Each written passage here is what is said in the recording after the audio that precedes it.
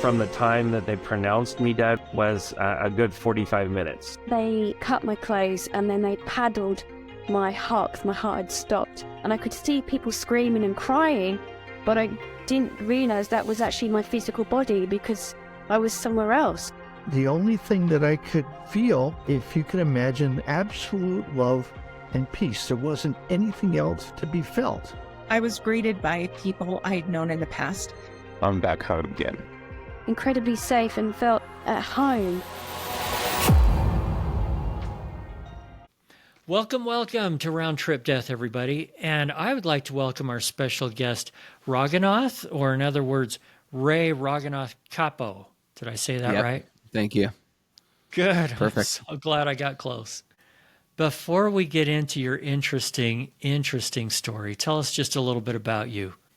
Sure, thank you. When I was young, I started a band that became pretty popular within the punk and the hardcore music scene in New York City and became international. When people hear punk, they think, oh, it's crazy, noisy, negative.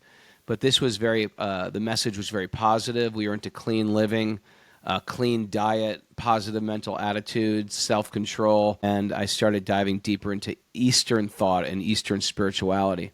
With the success of the band, my father had went into a coma for 3 years, side by side with my success of the band. And then when he left his body, when I was 22, I had enough study under my belt that I realized I want to study spirituality myself. I want to enter the experiment. And I went to India to move into an ashram. I lived in ashrams in and out of India for about 6.5 years, studied bhakti yoga. And now, years later, I have a household myself. I'm the opposite of a monk. I was a monk for 6.5 years. Now I have 5 children. I run a retreat center in upstate New York. I teach yoga internationally. I just published my book called From Punk to Monk, a memoir. I can't wait to read it. It looks super interesting. Thank you. It's getting good, very, very positive reviews on Amazon. Is it? So it's very encouraging for me, yeah. Okay, for those that don't know the punk scene that well, tell me the name of the band. The band that I started when I was a teenager was Youth of Today, famous for popularizing straight edge, which means no drinking, no smoking, and vegetarianism, which at that time was not really in the conversation. It was very peculiar to be interested in vegetarianism, clean living, what to speak of within the punk scene, which was really drugs, etc., and violence. From what I know about the punk scene, it seems completely opposite. It was the opposite. It was only bound in the punk scene. I think the common denominator was it was very loud, fast music and very harsh vocals. But that's what I was into. I was attracted to that energy, mosh pit, stage diving, all that stuff. Yeah. But I wasn't into like a negative lifestyle. So that was sort of the message we put out there to the world. Without expecting it, we got thousands of followers. I think some of that is just the age of young men. You know, a lot of us go through this weird stage. I don't know, but you really acted on yours, obviously. So just to give our listeners an idea of where we're going today, this is going to be really interesting, but we're not talking about the normal everyday NDE here. We're not going to be talking about dying, heart stopping, going through the tunnel to the light and all that. But something that I personally believe is much more common, which is the spiritually transformative experiences, also known as STEs. And they can come from all kinds of different things. They can come from trauma, like we're going to talk about with you. They can come from meditation. They can come from other types of spiritual places or experiences that can change us deeply and help us become a better person. So we're going down that road today.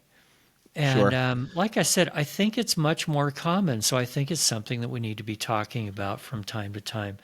So if you don't mind, Raghunath, if you would just go back and tell us about what led up to that horrifying night in New York City. Okay. Now my first experience was not that horrifying night. That's in the book. It happened years later. Okay, I've got them but backwards then. you got it backwards. Chronologically, let's start with the first one.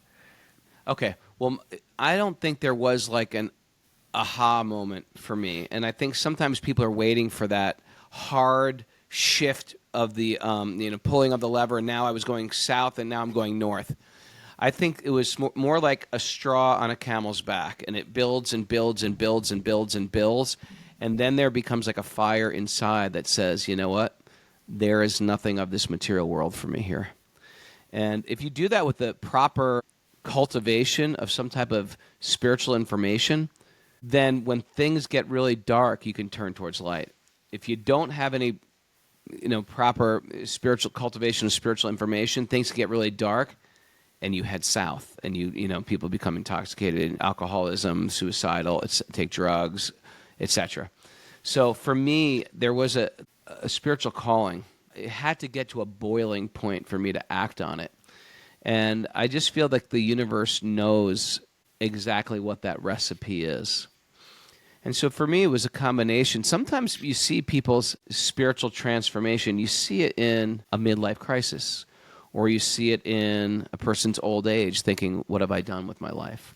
Or you see it miraculously in a young child. I've met young children who are like spiritually lit up. For me, it sort of happened with a combination of success within a material sphere meets my father going into a coma for 3 years, which was sort of tragic. It's a tragic sort of place to be in where you don't know if a person's alive or if they're dead. Are they a vegetable? Are they conscious? Do they hear what I say? Are they just like brain dead, like a lobotomy or something? What is going on? So in that confusing state where someone very solid in your life becomes now a mystery wrapped in an enigma, it's like, what is he now? And if it could happen to him at it was reasonably young age. He was 64 years old. I'm 58 years old. So if it could happen to him randomly, that could happen to me randomly. And it started to make me question how solid the material world is, how we're building these homes in sand, so to speak, like we're building castles of sand, and we expect to find everlasting love, everlasting joy in a temporary world. It started making me question the very foundation of what is life about, why are we here, what are we meant to do in this short amount of time that we're here. And that was a driving force on my quest for spirituality. That's my story. I think it comes in different recipes for different people. Well, I think the huge key to it there is you were asking questions. And there was something going on in your life, like your father in a coma, that caused you to ask the questions that so many people don't.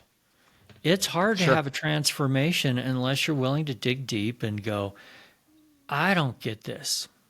Be humble enough to admit, I don't get it. I want to know more. I'm curious, what were some of those questions you were really digging on? Sure. First of all, I just want to clarify the point you're making is incredibly valid. People oftentimes do ask questions like, I work in advertising, but what am I selling? I'm selling people things they don't need. And You're talking about wrong. me, by the way. Oh, are you? Are you an advertiser? That's been my career, yeah.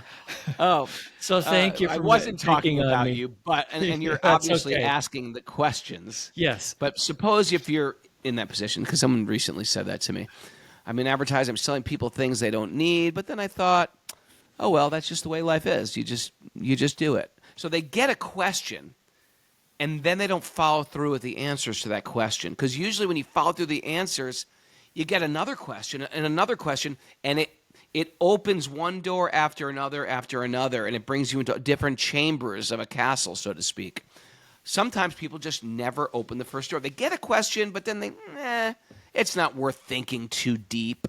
It is worth thinking that deep.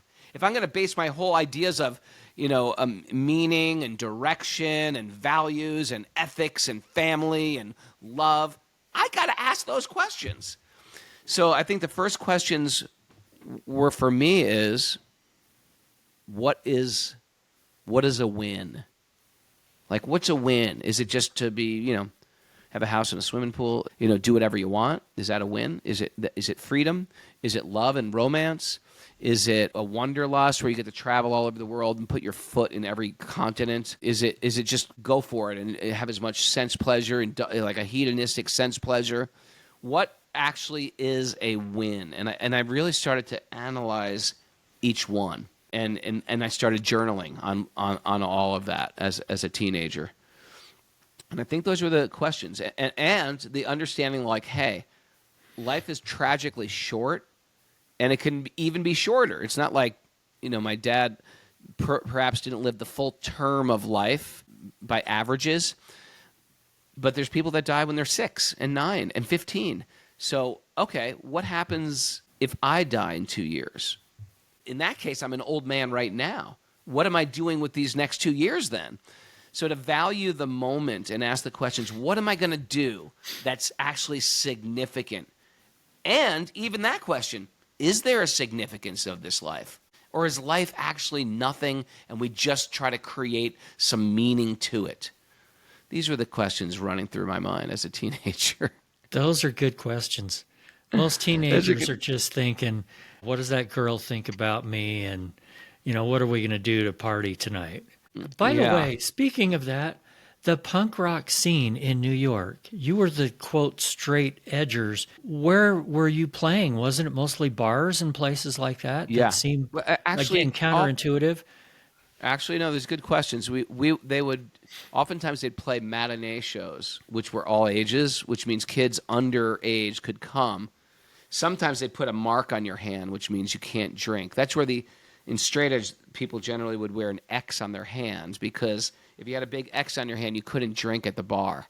They started wearing as a symbol of pride almost. We're going to wear an X on my hand anyway, even though there's no alcohol served.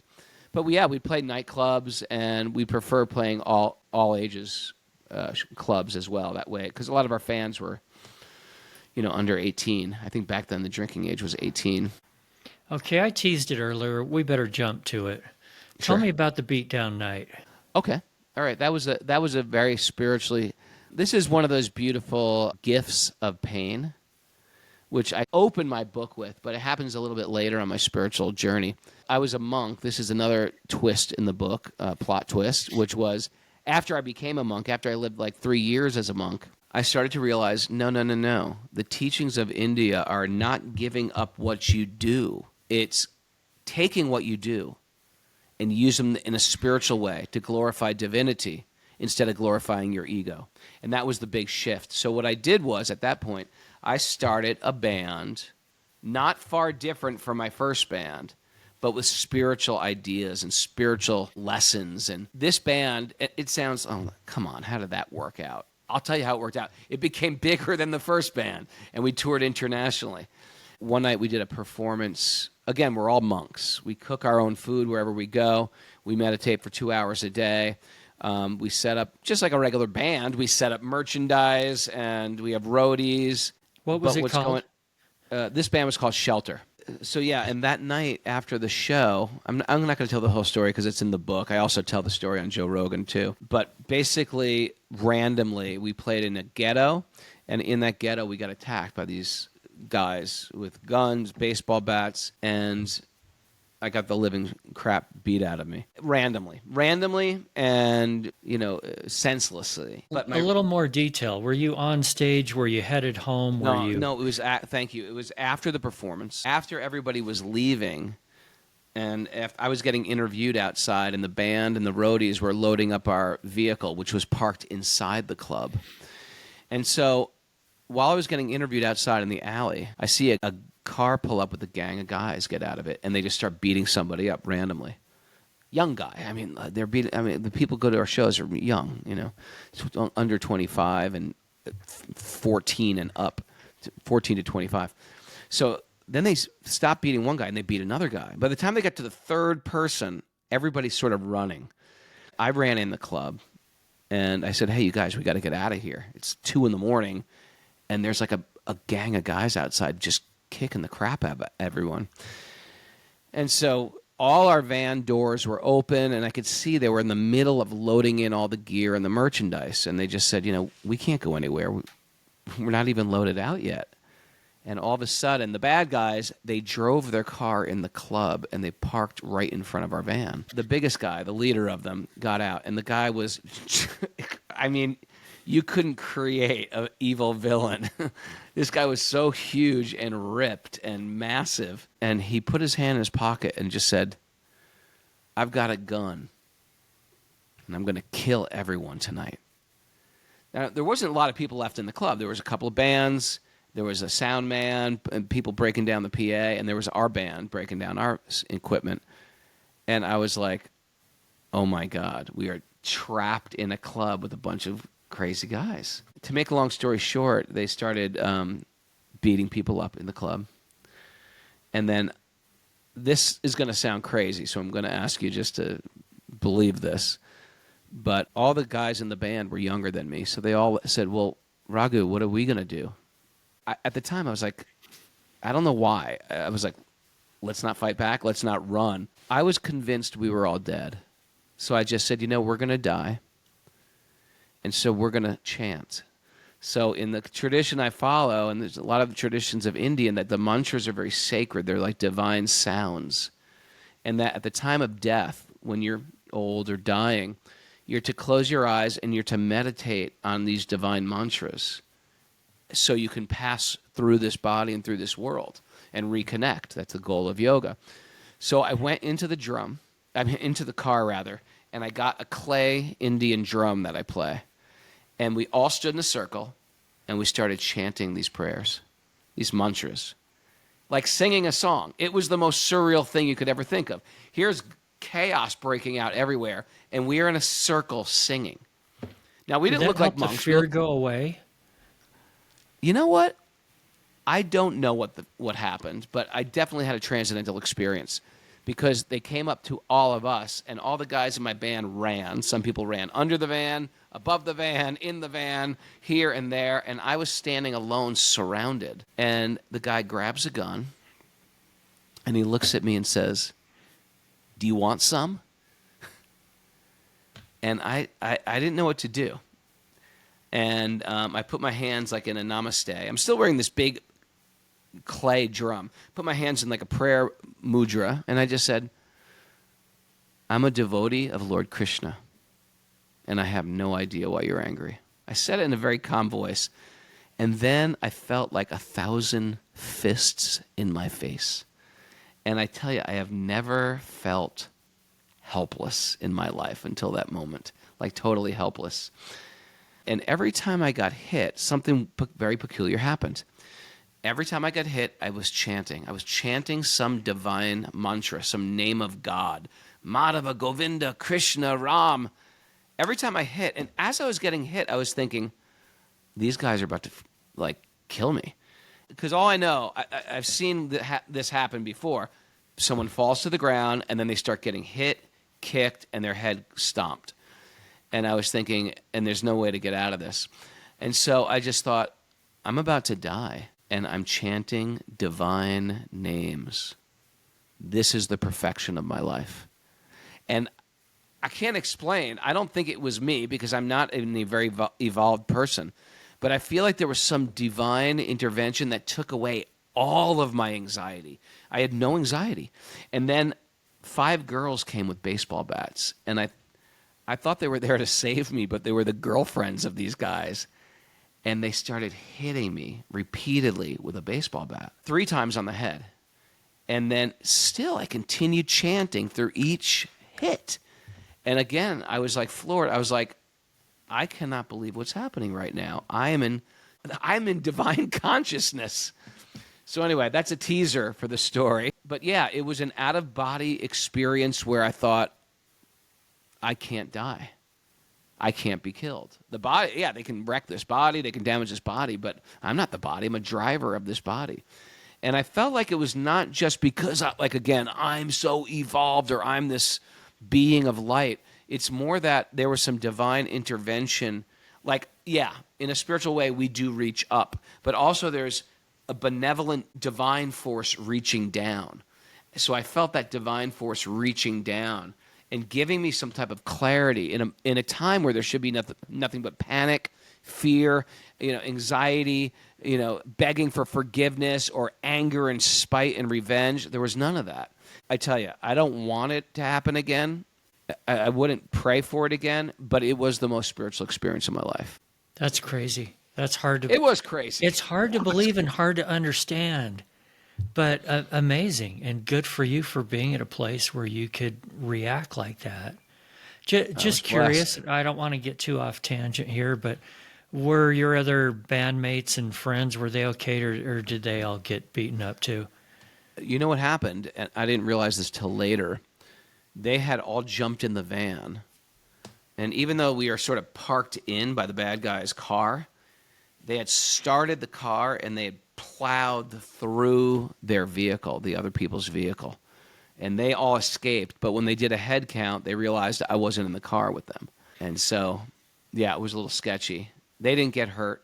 I miraculously, I went to the emergency room, and despite 5 hits with a baseball bat and getting pounded on, the doctors were like, you don't have a concussion, you don't have any broken bones, and we're just going to give you some ibuprofen on heavy doses.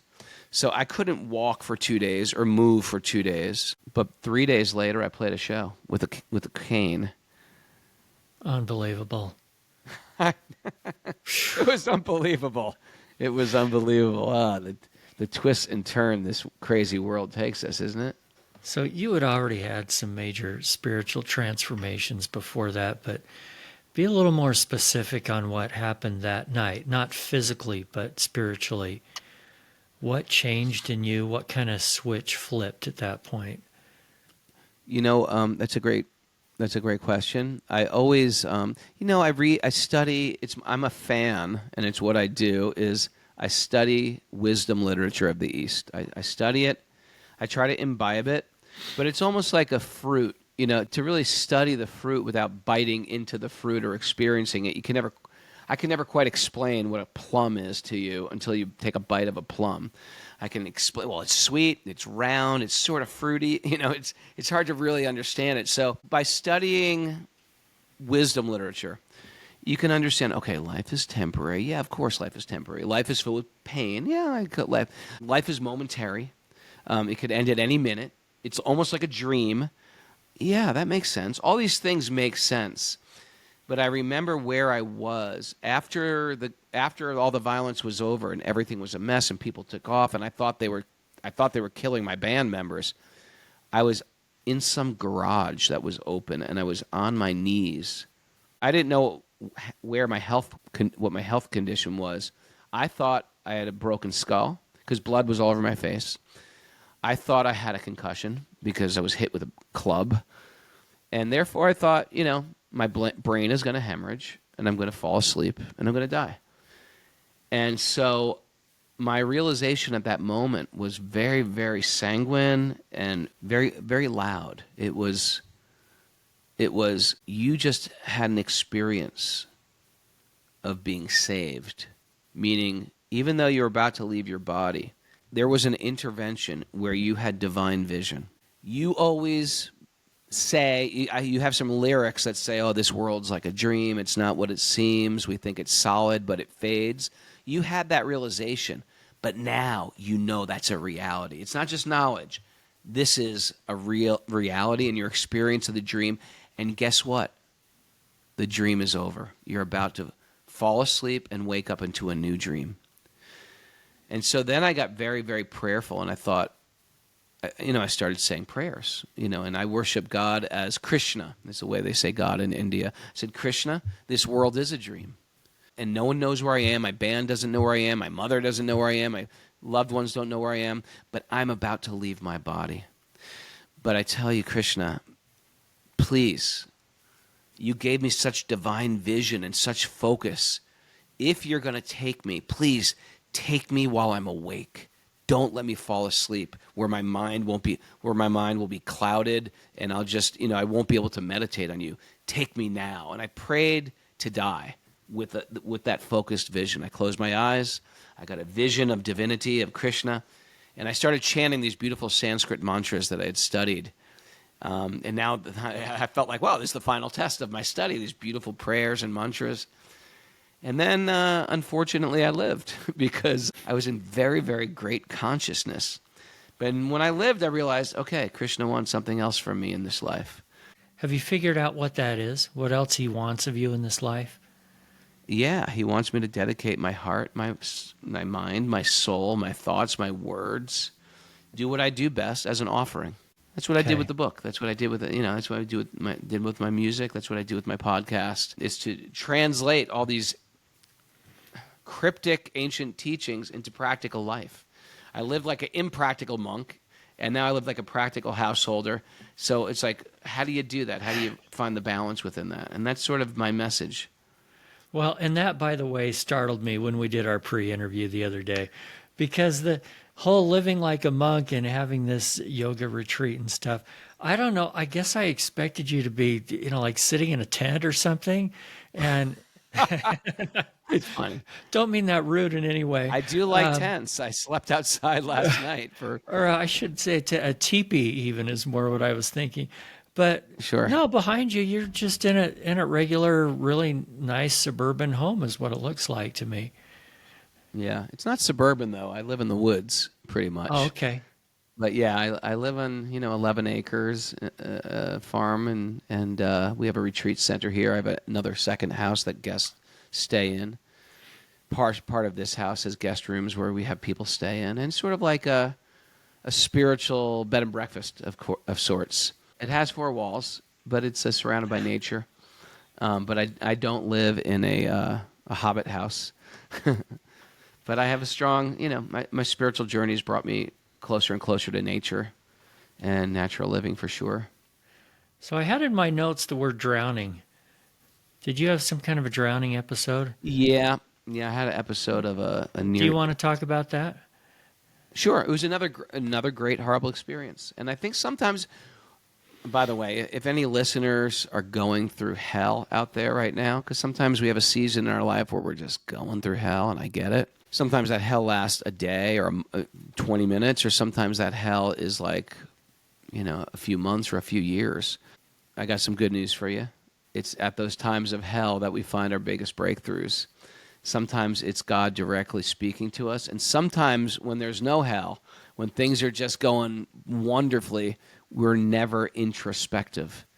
Whenever I see a person going through hell, I was like, they must be sincere about their spiritual life, because the universe is forcing them to go deeper and ask some bigger questions, and those are the times we have to ask those questions. So I did have a moment when that second band I did was starting getting really popular, and we had a hit record in Brazil. And so we were on a Brazil tour. I didn't even realize how big we were there at the time, but they were playing our song on the radios and on MTV, and we were doing all these press conferences, and we were in Ipanema in Rio de Janeiro. And I'm one of these persons, I like to wake up very early. I like to meditate, especially if there's like the beach or something like that. I woke up and I sat and did meditation on my beads for like 2 hours. Then I studied a chapter of the Bhagavad Gita in Sanskrit, and this was like my travel spiritual morning practice. Felt really good. The sun was coming up. Went back to the hotel to see if anybody else was up. Maybe they want to take a morning swim. It's good to swim in the ocean before breakfast. There's lots of tropical fruits. Everything seems perfect. And then the only person who was awake was our publicist, nice guy named Paolo. I asked him, hey, let's go swimming this morning. And I said, before we eat, it's really healthy to bathe first in the salt water. And he said, I really don't want to. I'm not a great swimmer. I said, well, I'm not a great swimmer either. We don't have to swim very good. We'll just go splash around in the waves. And because I'm a persuasive son of a bitch, I convinced him against his will to swim. And so we're splashing around, not where the big waves are crashing, but sort of in the aftermath of the waves. But we happened to be in, I don't know if it was a storm or if this is how Ipanema is regularly, but the waves were very big. Everything was going great until I couldn't find Paolo anymore. And I was like, where the heck is my friend? No one is on the beach except me and him. And I'm looking around, and then finally I just hear a voice going, help me. I have a cramp. I'm drowning. Please help me. And I was like, I couldn't even see where it's coming from. but I heard it. And then I looked, and it was just in the deeper water. And I saw his face on top of the water, just like coming out of the water. Help me, please help me. You know, I wasn't sure. Is he joking or is he serious? So I swam over. Are you okay? Hey, man, you okay? And then as soon as I went to him, I did what I wasn't supposed to do, which is you're never supposed to approach a drowning person from the front. You got to go from behind. I never took that lifeguard course. He gripped me with all of his force and held me underwater, which is, I think, from what I understand, a natural instinct of a drowning person. Is you're fighting for your life. And he pulled me underwater until I started choking. And he's like scratched me with his nails. It was like almost like this fight or flight type of situation in desperation. And he started screaming, "Help me, I'm drowning! Help me, I'm drowning!" And I was still like worried about him, even though I was sort of choking. But I was on the bottom of the ocean floor there. I just sprung off the floor. I was like, "Are you okay? Are you okay?" And he starts screaming at me again. And again, with all force, pulled me underneath. And I started coughing and choking. And then out of nowhere, two people came up and pulled him out of the water. And at that point, I realized I'm the one that needs help. Actually, I'm over my head. I feel I'm caught in a riptide, and I need help. And I just started saying, "Help me, help me." And by my third "help me," I was like in the impact zone of all these waves. And the first wave knocked me, like I was just getting tumbled and tumbled. But because I was in the rip, I just kept on getting pulled out. And by the time I came above water again, hit in the impact zone again. And by the third time I came up, I was dragged so far out to the ocean, it was almost laughable. I was like, I actually got up. I said, "This is almost like hysterical. I am so far away from the sea. I have no energy. I have no breath. And I better just start screaming for help." Now, there's something humiliating. Then you just go, when you have to call out in desperation. And I just started going, "Help me! Help me!" But I was so far behind the waves that no one could hear me, really. There were some people on the beach at this point, but no one could hear me. So finally, I just said, "Okay, humans aren't going to help you. You're going to have to call out to God." And I just said, "Krishna, help me, Krishna." And then, of course, no response. And I thought, okay, humans aren't going to help. Krishna is not going to help. Guess what? Today, Ray, you're going to die. And guess what? Happens all the time. It's been happening since the beginning of time. People screw around in the water. They got caught out in the sea, and they die. It's not a big deal. This happens. And I was like, oh, my God, I wasn't ready to die today. I'm just about to start this big tour. Our record is big. And I started thinking, okay, I'm just going to say a prayer and just give up. And I just said, I know I'm not very evolved in my spiritual life. And I know I was attached to all these things that are happening and seem so exciting. But my dear Lord, please, I know I'm not advanced enough spiritually to be evolved. I know it takes work in this world to evolve. I said, but can I ask for this prayer that in my next life I get born into a family that's very focused on their spiritual life. So they raised me from childhood very focused. And then I started chanting and I gave up. And that's that. That's that. You drowned and we haven't seen you since. Yeah, I haven't been there since. Yeah, no, a 12-year-old kid came out and saved me on a surfboard. Just put my body over the surfboard and paddled me in. You know, there's something that's been on my mind. Thank you so much for these stories and for your wisdom. All real. All real, my friend. And I tell you, sometimes we need a dose of tragedy to make us wake up to reality. Tragedy, trials, whatever it is. Yeah. Yeah. And something we touched on earlier, you know, it's hard to ask those big questions because of the ramifications of the answers. Frankly, we don't want the answers sometimes because then we may have to change, and that's hard. Now, I feel like I need to go down a road that I just don't normally Okay. go down. So It's okay.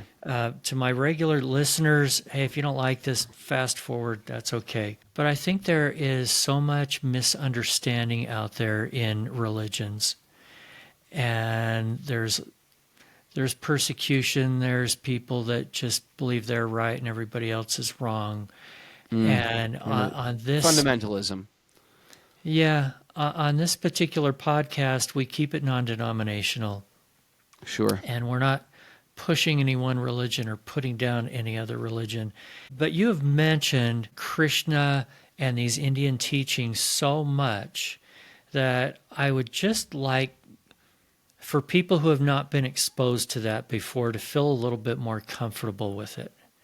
Because some of us grew up in a time where the only thing that we knew about what you're talking about was the white robes and the tambourines in the airports chanting, or on Kalakaua Drive in downtown Waikiki, or wherever somebody was. Right. That was all that we knew about it. And they were these crazy young hippies, and who knows what they were chanting about or what. So I think one, it's a breath of fresh air for us to see you're regular people, just like people of other denominations are. And I believe from what you've said, you believe in a God that may have a different name than someone who's Christian would give that God. Is there anything else that you would like to say for people of all other religions out there to just help keep the peace and the respect amongst all of us? Sure. The idea, at least in Eastern thought, in which why I was attracted to it, is that there is one God. We believe in one God, and God has different names. In the same way, you called me Ray, and some people call me Raghunath, and my little kids call me Daddy, and my mom's got a nickname for me. So it's like I'm the same person, but I'll go by different names according to different audiences. Krishna just means the all-attractive one. God just means the one who is good. So we believe in one. It's theistic, but we believe that, and we believe that all people are on a spiritual journey, and that the soul is eternal. And India has always been a hub of spiritual information where people from all over the world have gone to, because there's not a holy book.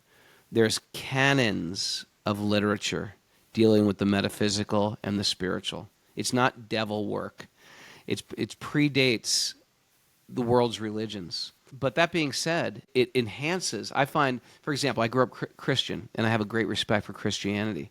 I will go to church with my mom, and I'll sing the songs and accept the Eucharist, etc. I don't think it's being unchaste, because there's one God, and no church has a monopoly on truth. Truth is for all people. And the truth is that there's one God, and that we're all part and parcel of some higher power, whatever you want to call your higher power. And our job in this world is to remember that I'm not a material being. I'm not an American or a European, or I'm not black or white. We're not of a particular gender. We're actually a spirit soul that's driving around in a vehicle. And we should train ourselves to see spirit in not only people that we're friends with, but people that are different than us as well, even people that don't like us. And we see spirit in all living entities. We see spirit in animals. We see spirit in trees. We see spirit in planets, and we in the earth itself as a being. So I don't feel like I'm really contradicting. When I read the Bible, I find like, yeah, I believe this. Love your neighbor. Love God with your heart, mind, and soul. That's the essence of the teachings of the East, actually. So I feel there is, if we can ask the question, what do we have in common, instead of what are our differences, you're going to find a more beautiful world, period. Right? And I asked that question at a young age when it comes to religion. What do we have in common with these religions? They all speak of some higher power. They speak of controlling the senses, controlling the mind. They speak of temptations. They speak of the importance of compassion. They believe in the importance of self-control. They believe in the importance of forgiveness. Why not say, hey, we got a lot in common? Okay, there's some different outfits, different haircuts, different ways of maybe meditation or prayer. Who cares? Let that be a detail, and let us come together with some commonalities. If we could do this in the world, we wouldn't have this overwhelming hate and divisiveness that is going on in the world, in politics, in high schools, state to state, nation to nation. It's disgusting. I say this very frankly and easily because it's woven into those teachings of ancient India that anybody on our God path we should support. They have lessons to learn. We're not trying to convert somebody from this outfit to that outfit, join our club, give up your club. No. The idea is that we're spirit and we forgot. And any way you can wake up and remember that fact that you're a spiritual being and that we're just around on this planet for a short amount of time. If you can wake up and remind yourself of our real identity, that's a win. So beautifully said. Thank you. Thank you. One last thing let's touch on before we take off. And that is, like I alluded to earlier, I think spiritually transformative experiences are relatively common. I think most people have an opportunity to have at least one during their life. And they may come in all kinds of forms, whether it's being beat up or drowned or, some of these other things that we talked about. What is your advice for someone who's either going through something super difficult right now or has just had one of these experiences but doesn't quite know how to process it? Gee, this just happened to me. I know it was profound, but I'm not quite sure what to do with this. Sometimes it's no profound. Sometimes it's just plain tragic. But we should always understand that there's you ever see one of those tapestries on the wall? It's like a embroidery with a beautiful picture of a waterfall or something and the sun rising in the background. That's a very beautiful picture. But if I was to flip that tapestry backwards, it would just seem like a bunch of random threads. And if I was to invite you in my home and say, hey, look at my tapestry, you would think, oh, so random. So it starts with just hearing about analogies like this, that things appear random, but they have a very specific significance. And when we understand what is the significance and ask those questions, why did this happen? Where is this goading me? And don't let it goad you to what a Christian would call like the devil. Let it goad you towards light instead of darkness. Let it goad you not towards revenge, not towards spite, not towards hatred, but towards what can I learn and how can I grow from these things? Let that be the burning question. What is the greater plan? Nothing is random in this world. Everything is significant because you're a significant being. And therefore, everything is part of some greater tapestry that I can't see from my vantage point. I'm just seeing what's right in front of my face. And it appears like a tragedy. There's a greater plan. Thank you. Do you mind if I add just something to that? And that is, once we figure that out, the next question is, how do we take that and now better serve others with it? Are you asking me that question? No, I was just doing my own little soapbox. But please, if you want to add to that, please do. That's a great statement. It's sort of a statement. Now, how can we give that away to other people? Yeah, that's right on. All right, my last question. On a scale of 1 to 10, how much fear of death do you have?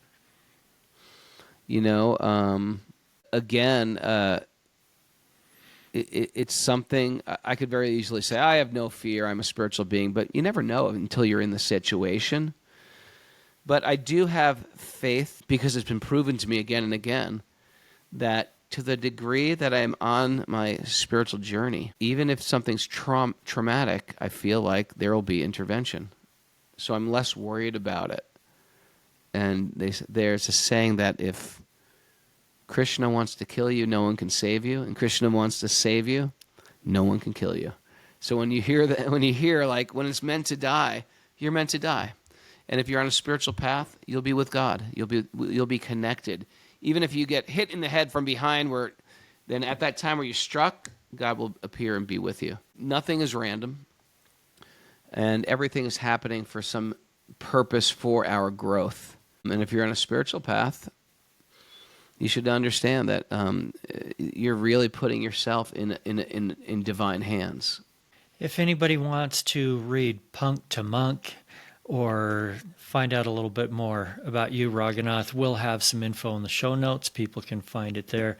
Thanks for being with me today. I really appreciate it. Thanks so much. And it's available on Audible for those who don't read. I'm finding a lot of people listen on Audible nowadays. So I got a chance to read it on Audible, which was very fun. Oh, so it's all read by you. That's awesome.